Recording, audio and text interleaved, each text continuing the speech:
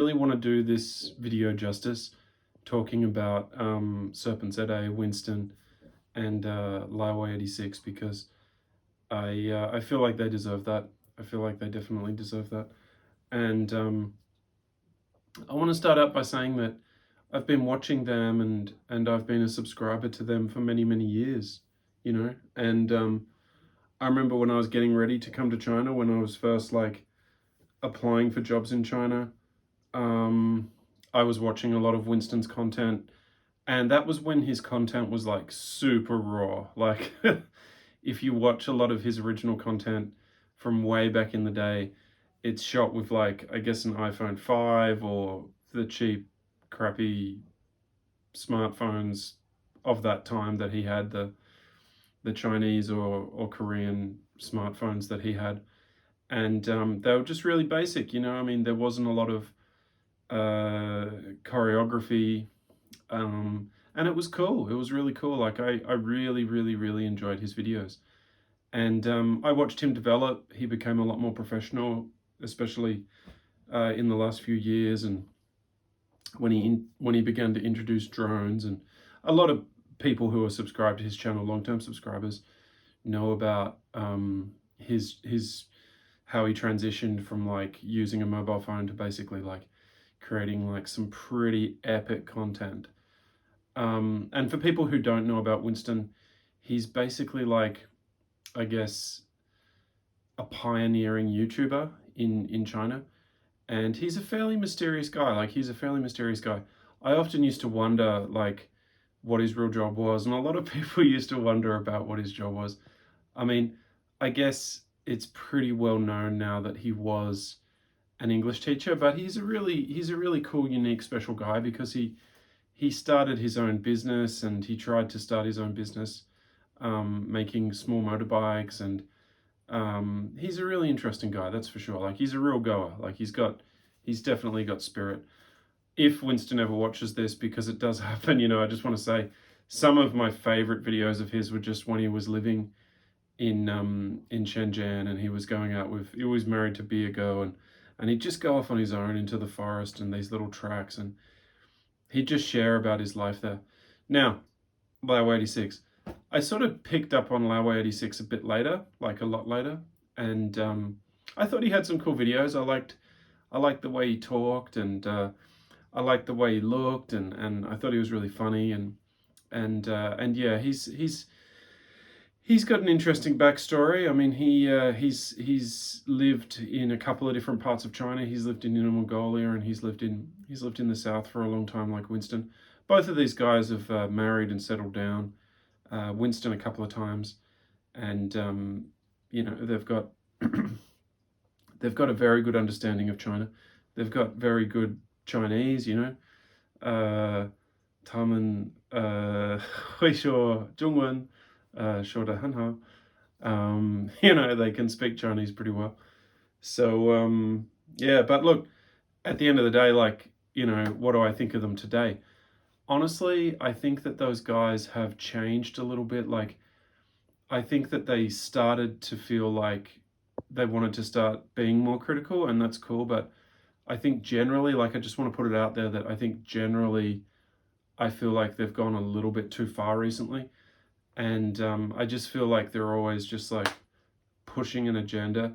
Now, look, I don't want to get, you could say this is cowardly, but I don't want to get political. I don't, Winston always used to say that in his early videos. He used to say, I don't talk about politics. I don't want to be political. But I really mean it. Like, I just don't want to get political, because one of the things that I've always said is, look, I can speak English very well. I can read English very well. I stayed in America for a few months. I don't understand America. I don't understand American politics because I'm not an American. Now, what about China? I can't read Chinese very well. I haven't studied. I can't read Chinese hardly at all. But just as an example, like, how can I understand what's going on in their country? Sure, I can look at this. I can look at that. But I don't want to get political about it. But I just want to point out some instances where, and it's a golden age. Like, in many respects, it is a golden age, when a government, not to sound like a shill, but I think everybody has to recognize, like, the government is continuing to invest in infrastructure. And as much as like people's lives, you can say, oh, that's not ideal or that's not ideal. People's lives now are better, like for the ordinary person, than they have ever been in all of Chinese history. So a lot of people just sort of have this opinion that things are pretty great. So I'm just saying that. But look, I don't want to get political. I just want to point out some instances where I think Winston and Laowhy, Serpentza and Laowhy86. I'm not their personal friend at all, so I'm not going to pretend that, you know, I know them and start using their first names. I'll use their YouTube handles, but where they've gone too far. Okay, so first instance. I mean, there's so many instances, but I just want to talk about direct stuff that I've been involved in. So the first instance was about Bibles, and in one of his videos, he claimed that his friend had a Bible confiscated, you know, by the authorities. Now, just a moment. That's a Bible. That's King James Bible. And if you're a watcher of this channel, you've seen me, you know, use this Bible before. I usually read my Bible on the phone. Actually, I don't usually read it in the print, but I do sometimes. But I bought this in a Xinhua bookstore, you know, a government-owned bookstore. So, can you get Bibles in China? Absolutely, absolutely you can. Absolutely you can. That was the first thing. But what was Winston's comment to me when I mentioned that? I mentioned it in a comment. I said, you can get Bibles. He said, no, you can't. My friend had his Bible confiscated in the airport. So that's an unverifiable story. So if I disagree with that, that's his friend's anecdote versus my querying of it. You know, like there's no way to definitively know if he's telling the truth. Now, I just watched a recent video of his and Laowhy86's, and I think this is pretty indicative of kind of where they're at the moment. They were basically like riding around Qingdao. Now, I used to live in Qingdao and I used to ride my motorbike all around Qingdao. Now, they talk about motorbike bans and they talk about buying petrol and how difficult it is to buy petrol or buy gas. Look, handing over your passports, all this kind of stuff. I've ridden motorbikes all around Shandong, okay, all around Hebei. I didn't have any trouble buying petrol. I didn't have any trouble buying gas. In Qingdao, in the center of Qingdao, yeah, absolutely. Like, you can't buy petrol. Nobody can. Like, nobody can. It doesn't matter if you're Chinese or whatever. Nobody can buy petrol on a motorbike, And, look, I mean, I'm not going to try and imagine or whatever the reasons for that, but I think generally you could say that they just don't want these particular petrol stations clogging up with motorbike couriers and people on motorbikes. That could be one of the reasons. I'm not sure. But I've never had to produce my passport for buying petrol before. I've never had to do that. Probably it could have, I mean, look, that particular petrol station they went to, I've been past it. I thought that petrol station was I didn't think it was actually for ordinary people. I mean, it's an independent chain. I sort of have only seen that chain at that particular place. But yeah, like I have seen that particular chain. Now, look, they made a big deal out of that. They made a big video about it. Is it really a big deal? I mean, they got asked to provide their passport number, and that was it, you know. And they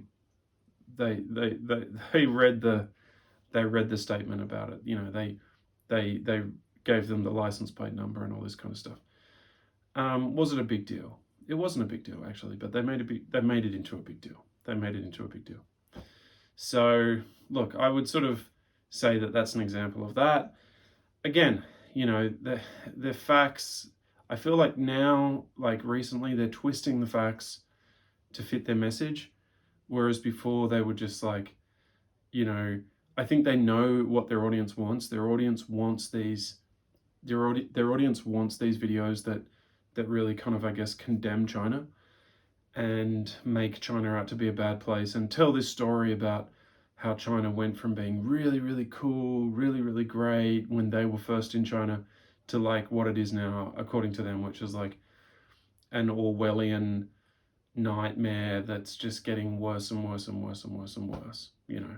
And look, they have their narrative, my experience, and they would probably just disregard my experience because they would say, "Oh, look, he's just an English teacher, he's living in his little bubble." Look, I live in a Chinese community. I've lived in a Chinese community for a long time. Um, I don't live in one of the big tall buildings. I just live where normal people live. And I just don't feel that things are getting worse. I don't feel like that. I feel like things are getting better. I feel like this is a golden age. And I hope with my channel to be able to show that a little bit. Um, the other thing I'd like to say is, you know, those guys deserve everybody's respect, particularly Winston, because he was just like raw as making these cool videos where he's like drinking beers and stuff. And there were thousands of people who, you know, hundreds of thousands of people who were looking at him thinking, "Oh man, like that's really brave. Like that's cool, man. Like you're in China, like you're just like it's just like you're so comfortable there." And he deserves a lot of respect for that, for all of those early videos.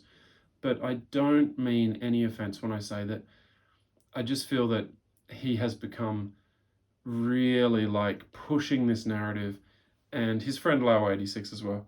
And I feel like they've both become really arrogant. Like they've both become like I guess they've become like political experts about the country, and they've become very, very, very interested in the political aspects of the country. And I just don't understand that. Like I just do not understand that. I do not understand how you could become so obsessed and so interested in the political system of a foreign country.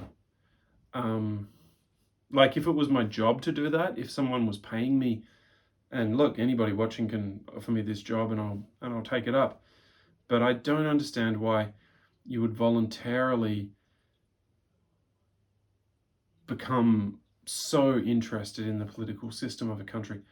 Now, what is the political system of the country? I mean, I've got books in my room about ancient Rome. My mum sent me all these books about ancient Rome. You know, ancient Rome wasn't a perfect democracy or whatever. You know, it wasn't like the same as the most ideal democracy in the world. But did they have good government policies? You know, I mean, did they build roads? Did they build ports? Did they build infrastructure? They did. And I just evaluate China the same way. I don't expect China to be exactly the same as Australia. It's not. It's got a different, you know, Chinese people. They often say, 社会, society, 历史, you know, 不一样. So, you know, look, Chinese history, Chinese society, it's different. So everything's going to be different. Like it all just flows from that. But anyway, like it sounds like I'm auditioning for the role of political expert or something, but and I'm not, you know, but I just want to say that Winston and Serpentza, they're not two different people. Serpentza, I just feel that generally he's just become way too obsessed with politics. And honestly, like, I feel like there is a way for him to come back. Like, I feel like if he wanted to, if he really wanted to come back, he could come back. And I just invite him to come back and take a look at the country with fresh eyes, do another big trip, just quietly, maybe not vlogging the whole thing, just quietly, and make up his own mind about it. You know, look at some of the stuff that's happening, look at a lot of the stuff that's happening, and just keep an open mind about it. And I think that he'd be really pleasantly surprised, you know, and I think that he'd be excited again about the country. And if you're watching, Winston, I'd love to have a coffee with you and have a chat with you. And you're definitely like a massive force in YouTube generally, but specifically in China. And yeah, I have to say, like, after having said all I've said, if it wasn't for watching your videos, like, I would have come over here like, well, I might not have come over here. I mean, a lot of people have got to say that. But I might have come over here like, like more nervous, more worried, like less confident, less comfortable. And yeah, that's all I wanted to say. So that's it.